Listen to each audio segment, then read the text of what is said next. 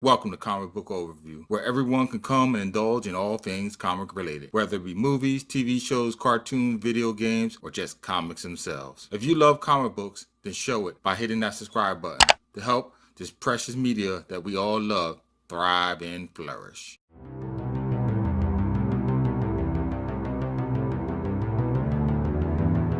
You know, when I first started reading comics, it was all about the cape and the cowl. About masked superheroes in tights able to leap tall buildings with a single bound, and mutants with amazing abilities.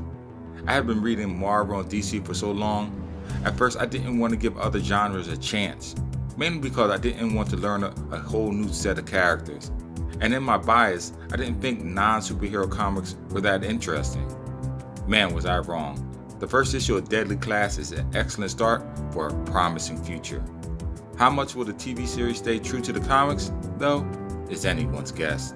What I can tell you is that this comic is definitely not for kids, as it touches on many adult themes such as the homeless in our society, loneliness, death, depression.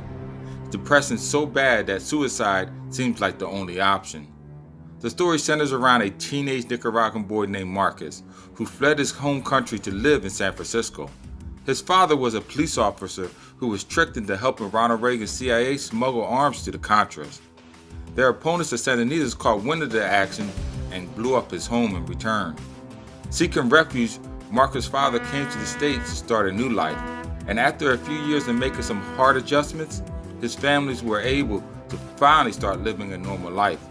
And that is when Barbara Salinger, diagnosed with schizophrenia, came into the picture with a splat, killing his father and mother in front of his eyes.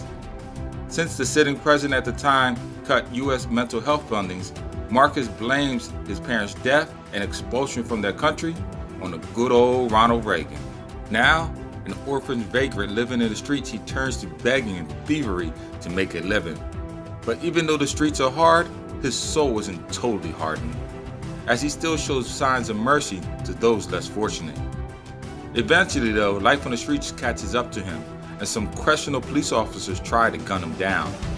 The comic doesn't say why they have a death wish for him, but I'm guessing it has something to do with the wallet he lifted earlier in the story. Anyhow, during their pursuit on Marcus, Saya steps in and with some help from her team members is able to save him from certain death and offer him a new life under the tutelage of Master Lin. I will say this, I was taken back by Master Lin's character in the comics because he didn't look anything like his TV persona. But in the end, I don't think it matters. In transition from book to film, something always either gets lost or changed in translation. As long as it doesn't take away from the story, it doesn't bother me. The comic, I feel, is excellently drawn. Not overly detailed, but the style complements the mood of the story nicely. Each page, it seems, blankets all the panels in 2 or 3 main colors, giving the comic its own unique feel. All the action panels flow nicely, streamlining the events so that they are easy to follow. Saya is a total badass, by the way. For the first issue, the comic really opens up to all the possibilities of where the story can go. For all these reasons, I give it a ranking of 3.5 out of 5, a very good read.